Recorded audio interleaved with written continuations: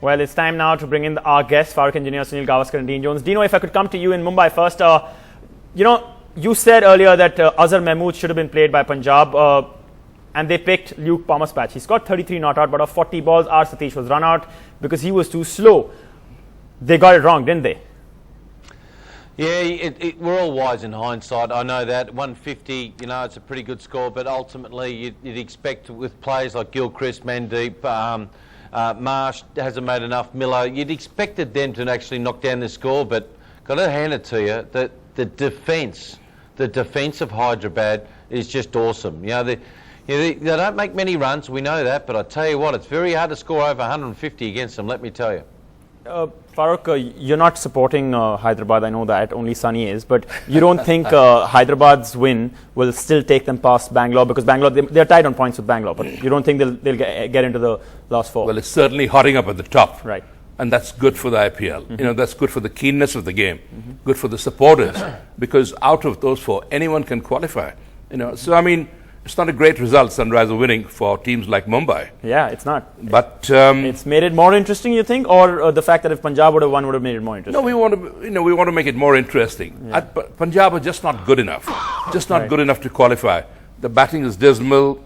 Apart from all shades of Gilly and Marsh out in 2 consecutive balls, the back was broken then. Mr. Gavaskar, if I could come to you now. Firstly, I would like to congratulate you as a Kings 11 Punjab fan. Congratulations, your adopted team, Hyderabad, won. And secondly, they won in convincing fashion. But do you think they have it in them to, at least get into the playoffs, if not win the tournament?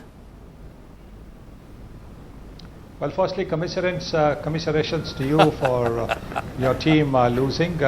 And look at the way they've been winning. So why not? Why not go all the way? I think if they keep bowling like this, but not fielding like this, today if they had fielded well, they probably would have had the Kings 11 out for 100 or 110. But they've got to lift their fielding up. Their batsmen, the Indian segment of the batting has to come to the party. And if that happens, then they can go all the way. Right. Okay. The one move that perplexed me was Kumar Sangakkara dropping himself, considering he was a former Punjab captain and he knows this ground very well. Also, that could probably be the reason he dropped himself, because he knows the conditions. What do you think, Mr. Gavaskar? Well, I think it was more his form than anything else. He's been struggling, so I think he left himself out because he realized that the T20 format, Cameron White perhaps is a better option, because Cameron White, if he gets going, can hit the sixes. I don't think Sangha can hit the sixes. Sangha's got the ability to pierce the gaps, look for the boundaries, but I think he's struggling, and that's the reason why he opted out, which is a very brave thing to do for a captain. You want to be in charge, you want to be able to marshal your resources, to be able to mold some of the youngsters in the team. That is what you want to do, because that gives you pleasure, even if you're not scoring runs yourself or you're not taking wickets yourself. But in this instance, I think Sangha realized, and again, that's great team spirit, that his form did not warrant a place for himself in the team, so he stepped aside. Dino, I think you have a point to make, if I'm not wrong. No, it's typical, and Sonny's absolutely right. Typical Sangakkara. I've loved him as a bloke and as a player. He's been absolutely brilliant. And the team always comes first. And Sonny's right. He probably doesn't feel he's in the right contention. Big match for them. They need to win this. They need to get 9 wins, and he pulled out. So I think he did the right thing in the circumstances. All right, talking about the Australian domination in the Punjab team, what do you make of the fact that now this is probably the end of Adam Gilchrist's time in the IPL? He'd probably step out and give others a chance in the next game. Well, that's the big thing.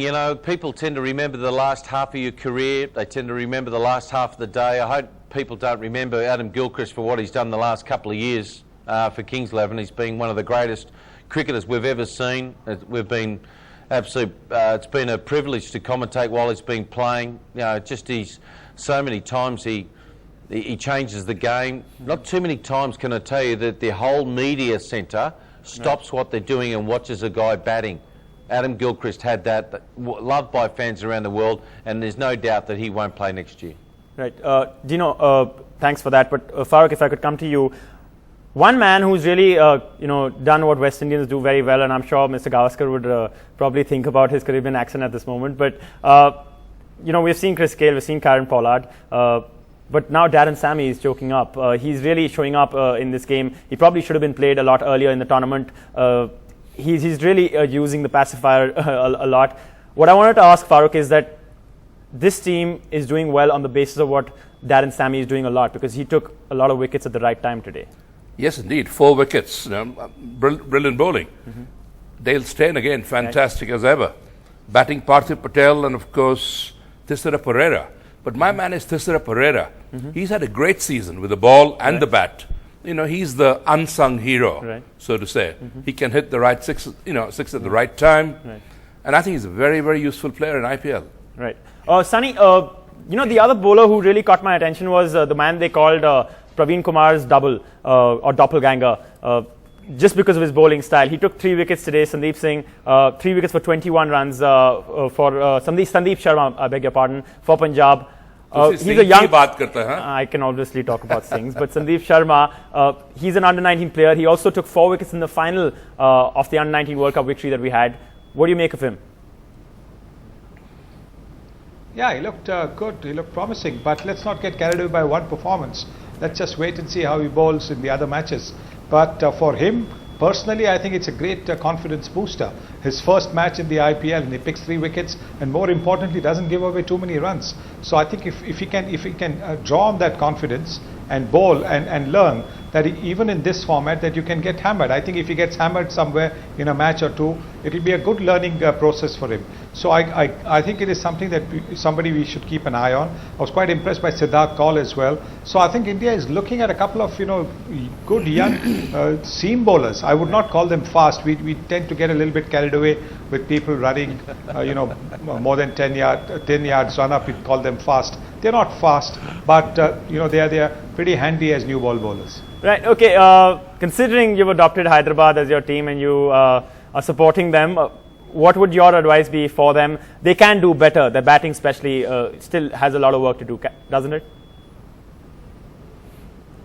I think the fielding, because a run saved is a run scored for the team.